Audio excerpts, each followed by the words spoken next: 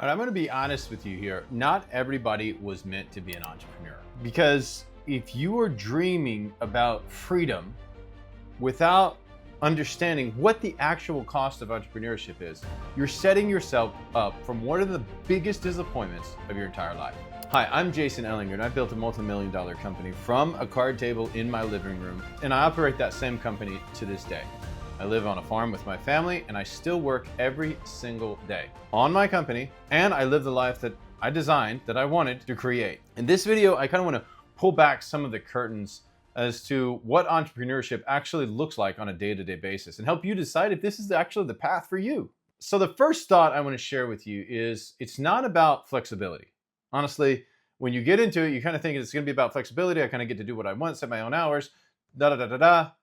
But over time, you start to realize it's a lot more about responsibility than flexibility. Most people think that they're running their own business means freedom. And after you've talked to about 10 or 15 actual entrepreneurs who've run businesses for more than 5 years, 10 plus years, many of them will tell you that it is anything but simply a free way of living, a free way of making income, or a perfect reality where they have to do nothing that they don't like anymore. And all they get to do all day long is only the work that they like to do, creating the exact type of income that they want. And it's been that way for the past 15 years. It's just not that way. Running your own business does not mean freedom. It means freedom from corporate America, maybe, but it's definitely not freedom from the fact that you have to deal with reality on a daily basis.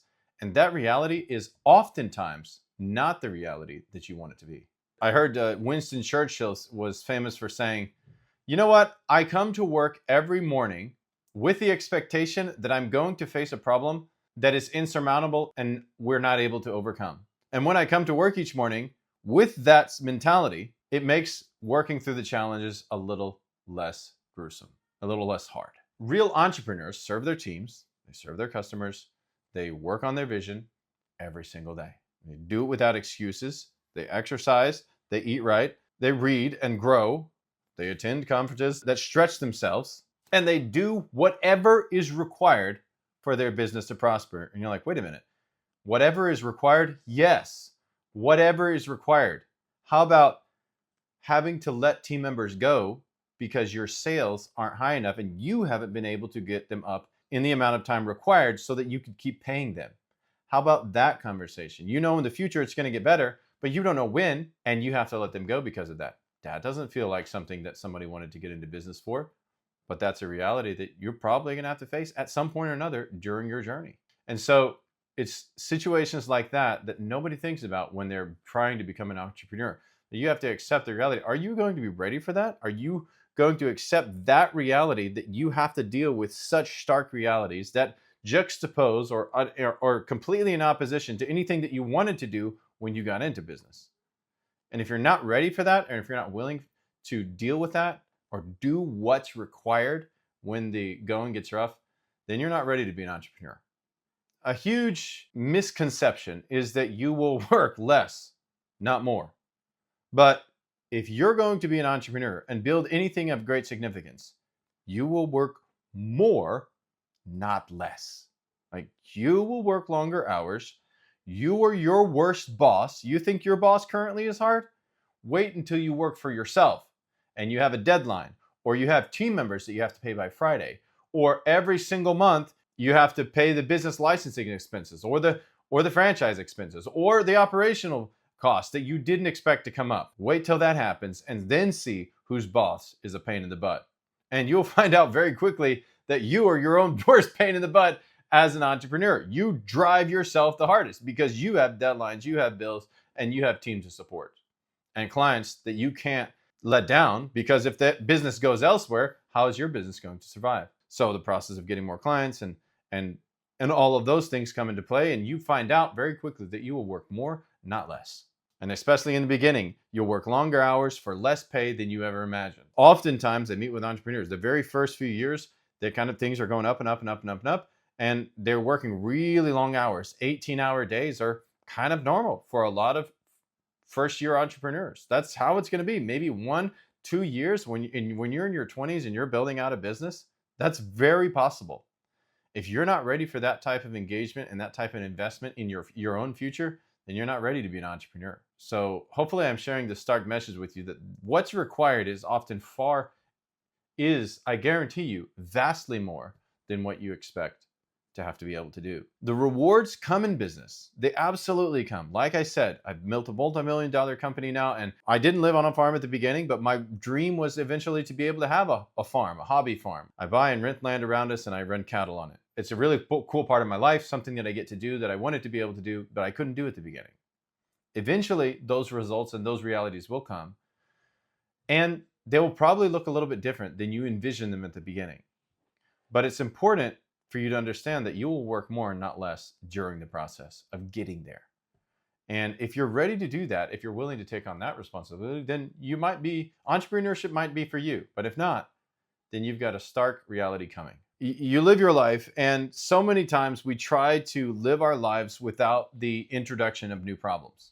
But if you're going to start a new business, you are going to deal with new problems constantly. It is a reality for business owners at every stage of business to deal with a harder and more challenging problem than they did in the period or the year or the season before. Every day brings a new trauma, brings new types of drama, whether it's hiring and you've got to get better at it, or team drama that you've got to deal with, or losing clients, or cash flow issues, or sales issues, or accounting issues, or oops, somebody didn't pay attention to the receivables for the last 6 months, and now we've got this huge pile of cash that's uncollected.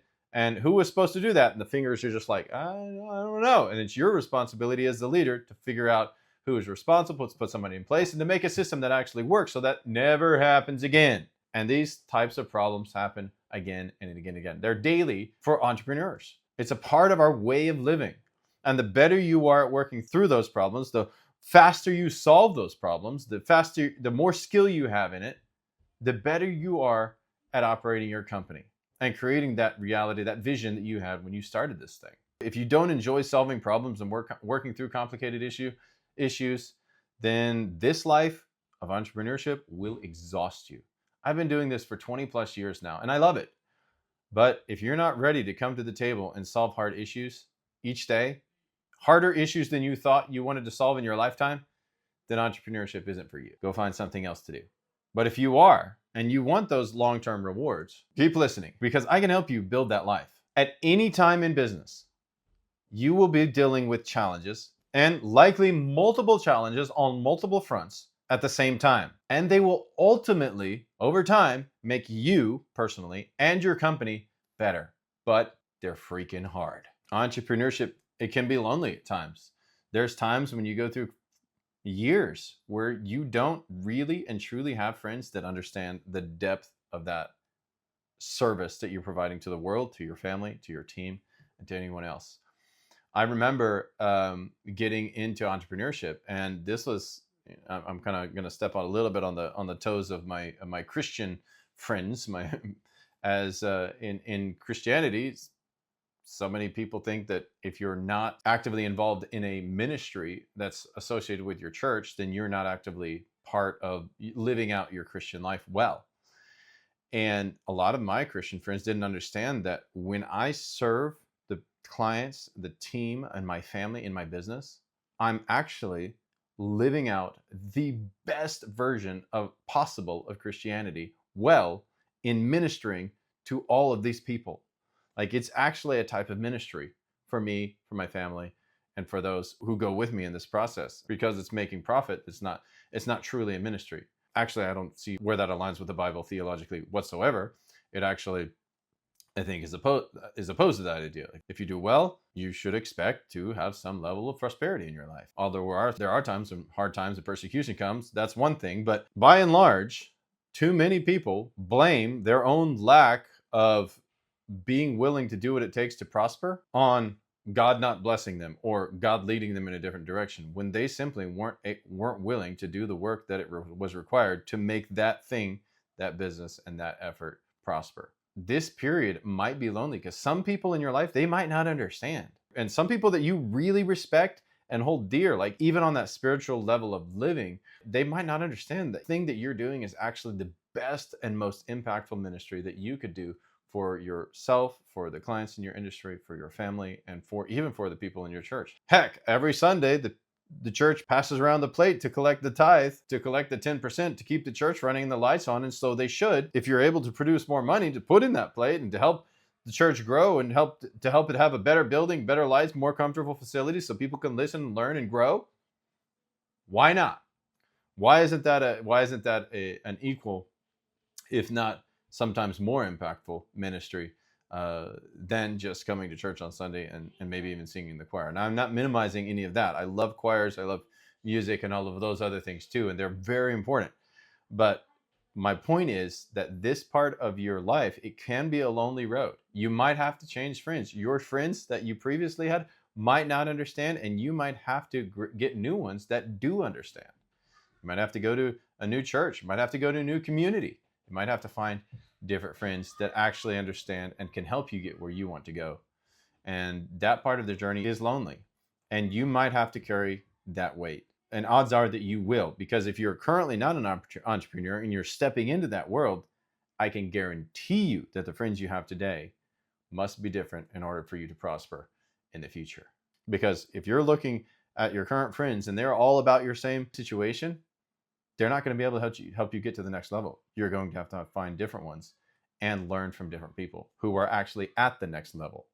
And that's what's going to help you step up. All right, so I don't want you to just leave it thinking everything is miserable, because if it's in you, it's worth it.